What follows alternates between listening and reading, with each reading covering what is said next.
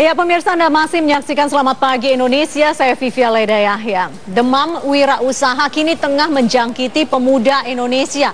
Semakin banyak anak muda Indonesia yang mulai berani membuka usaha sendiri dengan modal mandiri dan dalam bidang yang mereka kuasai. Sukses sebagai pengusaha telah menjadi tujuan, tidak sekedar impian.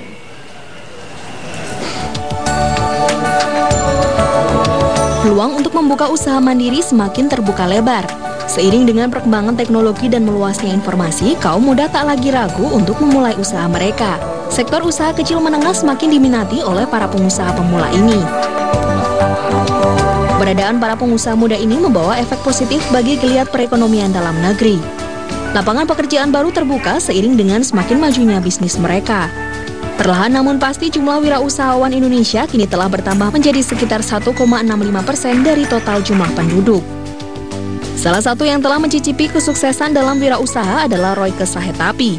Setelah lelah menjadi karyawan selama puluhan tahun, Royke beralih menjadi pengusaha. Kini setidaknya 7 usaha dari berbagai bidang telah ia miliki.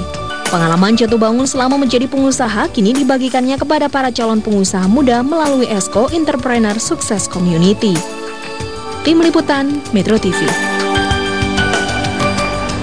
Pak Royke Sahetapi, selamat datang di Selamat Pagi Indonesia. Alhamdulillah Ibu, sukses selalu dan begini, sukses buat kita semuanya. Ciri khasnya sukses Ciri khasnya selalu ya? Saya ingin membuat orang itu sukses. Karena kalau orang udah sukses, otomatis kita sukses. Nah itu tuh Esko. Esko itu kepanjang apa, singkatan dari apa sih Pak? EXO itu sebelum saya mulai saya mau ucapin dulu Assalamualaikum warahmatullahi wabarakatuh. Mentor sejati nih. Jadi gini, EXO itu adalah Entrepreneur Success Community. Kekuatan kita itu adalah di komunitas. Kenapa? Kenapa kalau kita punya komunitas justru lebih kuat? Komunitas dalam hal itu memulai usaha ya? Mulai usaha. Contoh kita mau buka bisnis, dimulai dari yang kecil dulu. Contoh kita mulai buka bisnis yang kecil dulu, Batagor. Modalnya 4 juta. Apa salahnya kita berempat? 1 juta, 1 juta. Jadi kan modalnya kecil. Kalaupun bicara sepi, nggak apa-apa, cuma 1 juta hilang.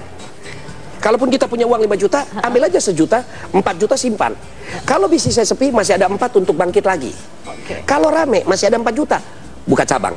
Nah, itu kekuatan dari komunitas. Jadi di Esko ini, kalau buka bisnis itu nggak boleh sendiri. Rame-rame. Karena ada pepatah mengatakan gini, dan 1 di Kerarte kalah sama dan 2, dan 2 kalah sama dan kawan-kawan. Sini saya lawan kamu. Salah satu filosofi. Salah filosofi di kita. Oke. Jadi rame itu adalah buka bisnis bersama-sama, kuat, makin kuat. Sehingga kita tidak sendiri. Kita di rumah aja kalau tinggal sendiri aja stres. Tapi kalau punya cucu, punya anak, kan terhibur. Ramai-ramai lebih baik, lebih gitu enak, ya. rame-rame. Nah, tadi kan saya sempat lihat tuh ya, Bapak katanya sudah punya 7 bidang usaha. Memang cuma 7, katanya lebih banyak. 7 banyak, tapi dari 7 itu kan ada. Contoh saya punya kuliner, buka pendidikan, ya. Kemudian saya ada buka juga sempat nasi goreng, punya pokoknya jam. Jadi banyak. Terus kemudian ada sekolah barista. Jadi 7, dan tapi ada di mana-mana Mbak. Saya punya food court, ya. Saya punya toko tas buat anak saya. Jadi banyak. Jadi banyak lah. Tapi 7, tadi kan ada cerita yang menggambarkan bagaimana Pak Roy ini hijrah dari karyawan puluhan tahun, akhirnya kemudian menjadi seorang pengusaha atau investor gitu. Nah itu bagaimana? Susah tidak untuk hijrah karena nunggu puluhan tahun baru berani jadi pengusaha? Sekarang begini, selama saya bekerja selalu saya posisi salah. Saya udah kerja benar, dibilangnya kurang. Selalu begini, salah. Saya pikir gini, gimana saya bisa jadi pengusaha? Akhirnya saya buka bisnis dulu. Latihan buka bisnis tanpa pembimbingan. Hampir sekitar 25 kali saya buka bisnis, bangkrut semuanya. 25 kali? Memang ada yang dicuri. Apa saja Pak?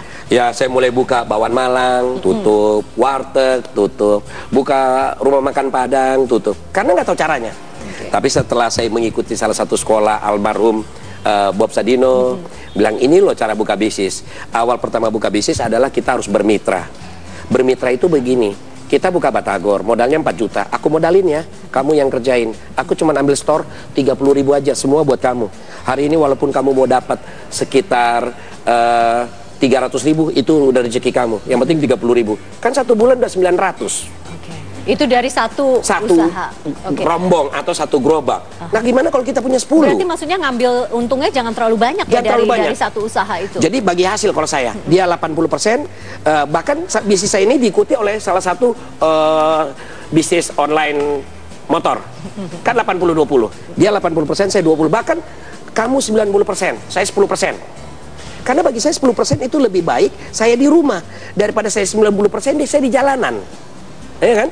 Nanti dikena penertiban, mendingan nggak apa, udah 10%. Tapi Pak Royke, di salah satu yang Bapak ajarkan ya di sekolah itu adalah bagaimana membeli, katakanlah contoh membeli mobil tanpa nyicil dan bagaimana membangun bisnis UKM dengan modal orang lain justru. Ini dia. Jadi jangan modal kita, jangan pakai uang kita. Jangan pernah buka bisnis pakai uang kita. Kalaupun ada uang kita jangan dipakai. Itu prinsip kami, konsep kami di ESCO. Okay. Contoh buka bisnis itu tanpa modal.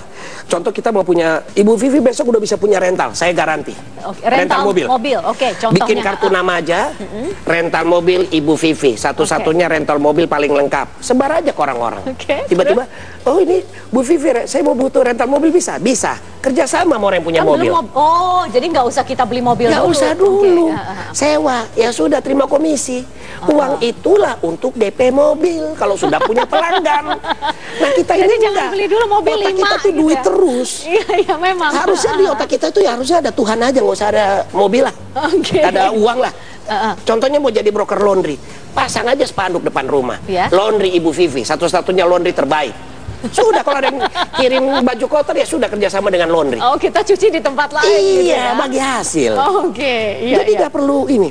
Terus kalaupun sudah duit banyak ya sudah DP, tapi mobilnya dia jadikan aja yang nama sekarang kan lagi ada tren bisnis online dari mobil itu yang bayar bisnisnya. Nah Pak, Bapak juga bilang bahwa beli rumah pun tidak perlu pakai uang tidak sendiri. Pakai uang. Ya. Jadi ini pentingnya maksudnya komunitas. pinjam ke bank gitu. Tapi kan harus ada DP juga, Pak. Tidak pakai DP. Salah satunya gini, saya kasih trik sedikit. Kalau kita mau beli rumah ke pameran, kan saya bilang jangan sekali-sekali ke pameran tuh sendiri. Rame-rame komunitas. Kita datengin ke satu perumahan pameran ya. Berapa rumah ini? 300 juta. Pakai DP? Pakai. Kalau pakai DP gak jadi mas. Mau nggak tanpa DP? Nih kami rombongan ada 20 orang, kami ambil. Usahakan tanpa DP. Nanti kan bingung, 20 unit loh ini. Waduh, oke deh Pak, sabar. Kami akalin deh. Diakalin nih. Setelah, Pak, bisa Pak, ternyata 20 unit. Oke, 20. Jil ya. Ya sudah, ambil. Tapi yang 19 nanti cancel, kita aja sendiri yang ambil. Ya ampun. Kok kenapa repot-repot hidup ini? Pak itu Bapak kemana-mana selalu bawa logam mulia. Kenapa? Itu apa? Itu manfaatnya apa? Ini investasi atau bagaimana? Ini salah satu yang sangat luar biasa supaya masyarakat di Indonesia ini tahu. Kalau pada dasarnya ini negara kita kenapa terpuruk. Kita juga tidak, bahkan pernah begini. Ini maksudnya untuk modal usaha? Modal usaha. Jadi pegang emas sama dengan pegang uang. Pegang uang belum tentu pegang emas. Contoh saya tadi bilang kan buka bisnis tanpa uang. Kalaupun kita punya uang, belikan aja dulu emas. Emasnya kita gade, uangnya buat bisnis. Nah, jadi apa? Bisnis dapat, emas ada. Sehingga bisnis ini kita harus semangat. Kenapa? Ada yang tergadaikan. Ya tapi kalau bisnisnya katakanlah ya misalnya sepi. Nah bagaimana kita membayar emas? Bayar cuman biaya titip, nggak ada bunga. Ini nggak kena bunga, biaya titip. Bisnisnya sepi, nggak mungkin sepi. Karena yang berjuang tadi berapa persen dia dapat? 90 kan? 90%. Dia akan berjuang mati-matian demi bisnisnya. Dia yang berjuang, Mbak. Oke. Karena 90%. Nah nih biasanya gitu kita nih sebagai karyawan ya, kita kadang-kadang takut meninggalkan pekerjaan kita karena sudah ada pendapatan tetap. Jadi bagaimana mengatasi rasa takut itu untuk memulai sebuah usaha, kita akan bahas setelah yang satu ini. Pemirsa tetaplah bersama kami. Selamat pagi, Indonesia akan segera kembali. Ajarkan apa lagi nih untuk orang-orang yang masih takut meninggalkan pekerjaannya misalnya atau takut berusaha gitu? Begini Bu Vivi, saya ajarin mereka ini adalah mana? Kebanyakan Indonesia ini adalah mental. Kita ini negara ini bukan krisis keuangan tapi krisis mental. Jadi negara ini adalah mentalnya miskin. Maksudnya mental miskin bagaimana ya? Mental miskin itu begini, mau buka bisnis nanti kalau rugi, nanti kalau bangkrut lo belum buka ya. Belum buka ini mental miskin. Iya. Waduh sayang lo uangku. Padahal mati nggak mau duit, iya kan? Nah, jadi kita harus rubah jadi mental kaya. Tapi kan jaga-jaga nanti. Jaga-jaga gimana? Ya kan kita harus punya simpanan dong. Betul. Tapi kan saya ajarin tanpa uang. Nah itu salah satunya. Jadi kita harus pindah ke mental kaya. Paradigmanya mesti dirubah. Mental kaya itu bukan kemewahan naik mobil mewah, bukan. Mental kaya itu apa? Punya banyak waktu. punya cadangan. Salah satunya emas. Cadangan jangan punya tanah. Tiba-tiba anak kita sakit, emang tanah dijual cepet. Ini kan digade cepet. Jadi si cadangannya ini, cadangan emas sama tanah. Usaha sudah tetap ada juga. Jadi yang namanya mental kaya tuh gini, berani dulu. Kalau ada kenapa-kenapa, ya lari aja kembali pulang. Nanti kita nggak pernah punya mental berani. Mental kaya itu adalah punya waktu yang banyak, punya cadangan, mau berbagi, mau melayani. Dan buka bisnis itu di konsep kami adalah membantu orang.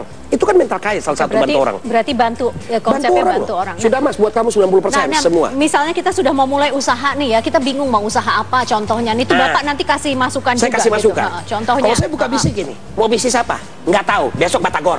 Saya bimbing langsung. Jadi nggak lama-lama. Batagor, ya oke. Pak, saya bingung buka bisnis, langsung saya tentukan. Sudah besok Batagor, kamu bubur ayam, kamu ini. Kelamaan kalau apa-apa. Karena kan kita bimbing. Sudah. Ya kalau gitu deh, oke deh Pak, Batagor. Bubur ayam atau bubur ayam. Batagor lah, bubur ayam. Dapat duit besok beli dandang, dapat duit besok beli mangkok, dapat duit di sini. Karena lama-lama lengkap. Pelan-pelan ya. Pelan-pelan prosesnya. Sehingga tidak butuh uang banyak.